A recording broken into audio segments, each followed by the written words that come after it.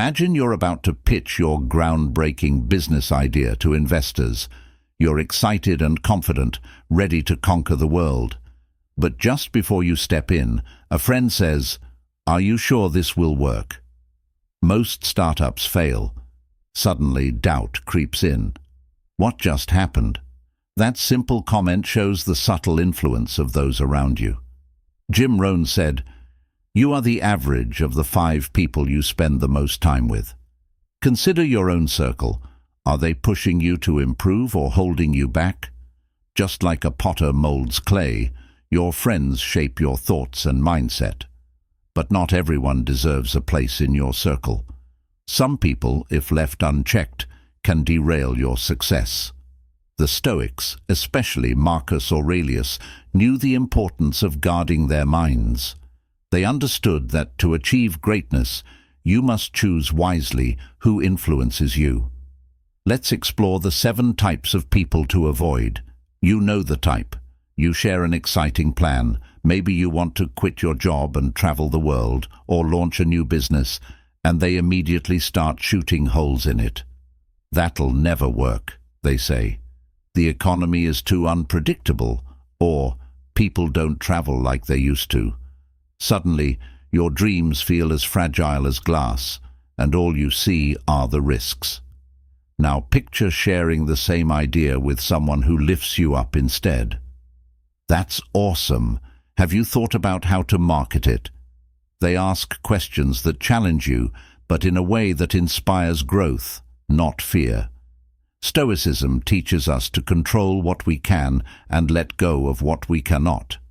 Epictetus once said, "It's not what happens to you, but how you react to it that matters." The pessimist would have you react with fear and hesitation, but a true Stoic responds with calm confidence, knowing that while the outcome is uncertain, their mindset is their own to control. If you let a pessimist dominate your circle, their fears will become yours. Surround yourself instead with people who nurture your courage, not your doubts.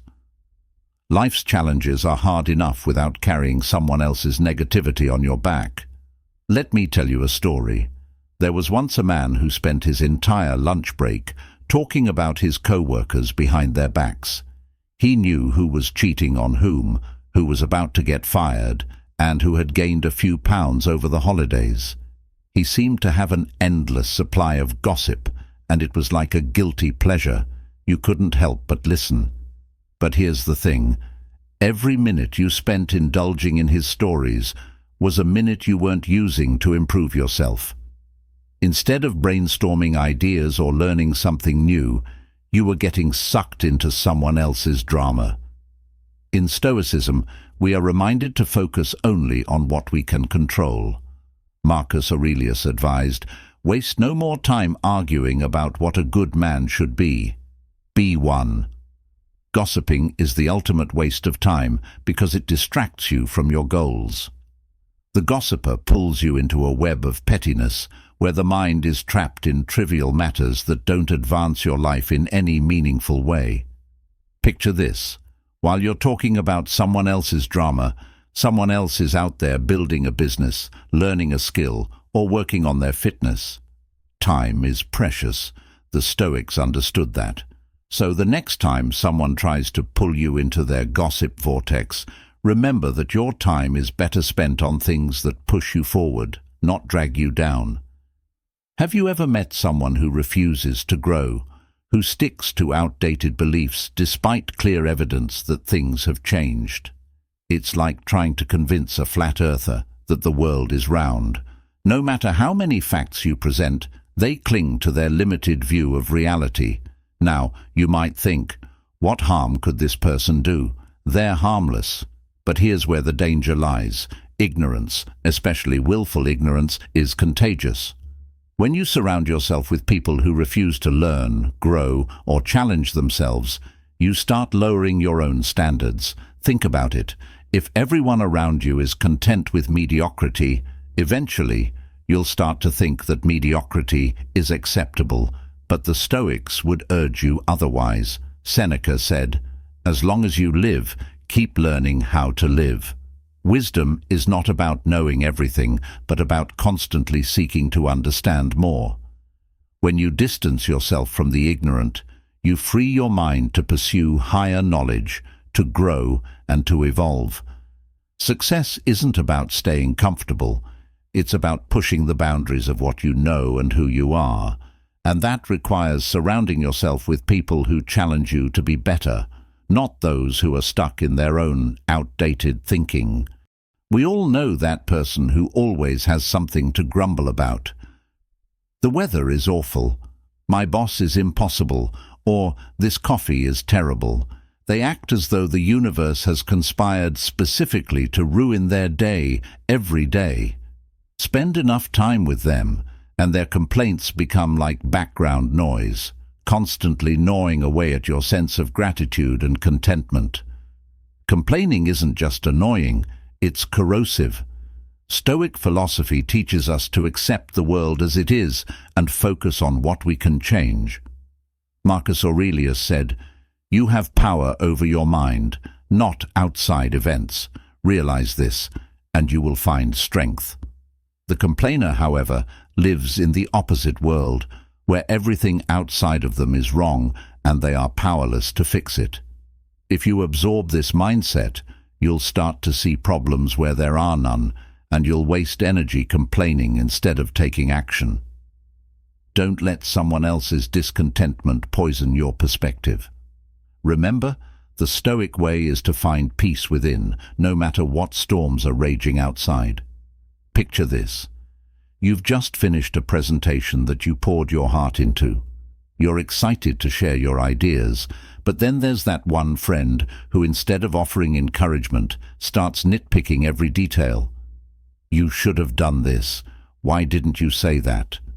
They turn your moment of triumph into a painful dissection, leaving you questioning your abilities. While constructive criticism is invaluable, overly critical people drain your confidence faster than a leaky bucket. They make you second-guess your every move, causing you to play it safe instead of pursuing your dreams. The Stoics would advise against letting others' harsh judgments define your self-worth.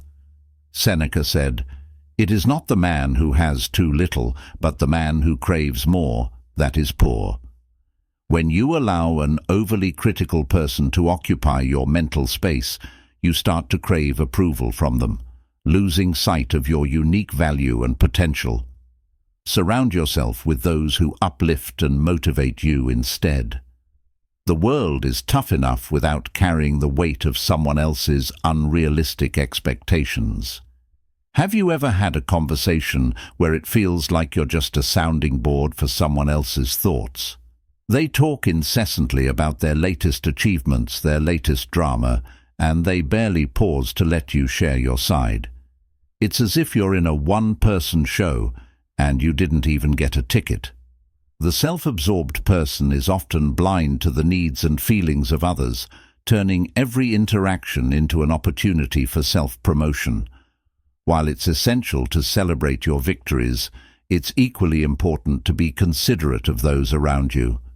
The Stoics believed in the importance of community and connection. Marcus Aurelius noted, "What is not good for the beehive cannot be good for the bees." When you surround yourself with self-absorbed people, you're missing out on authentic connections that foster growth and collaboration. A true friend shares the spotlight, celebrates your wins, and is genuinely interested in your life. Break free from the self-absorbed and seek out those who enrich your life with empathy and understanding. Now let's talk about the manipulator, the puppet master hiding in plain sight. They charm you with their words, weave intricate stories, and pull at your heartstrings until you feel obligated to do their bidding. At first glance, they seem harmless, but over time, their true intentions become clearer. The manipulator sees relationships as transactions, always calculating what they can gain from you. Imagine lending a friend your car, only to have them guilt-trip you into doing their chores for a month. Manipulators are skilled at playing the victim and turning situations to their advantage. Stoicism teaches us to recognize these toxic dynamics and to protect our energy. As Epictetus said, "It's not what happens to you, but how you react to it that matters." By maintaining awareness of manipulative tactics, you can set healthy boundaries that prevent exploitation. Surround yourself with people who inspire trust and foster mutual respect, not those who leave you feeling used and drained. In a world full of distractions, curating your circle is essential.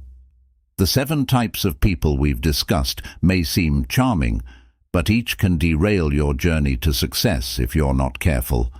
It's not just about cutting people out. It's about building a community that uplifts and inspires you. The Stoics mastered self-discipline and emotional resilience, and by adopting their mindset, you can navigate relationships with ease. Your time is valuable, your dreams are worth pursuing, and the right people make all the difference. So, as you step back into the world, ask yourself, are those around me encouraging growth or holding me back? Choose wisely. Your journey depends on it.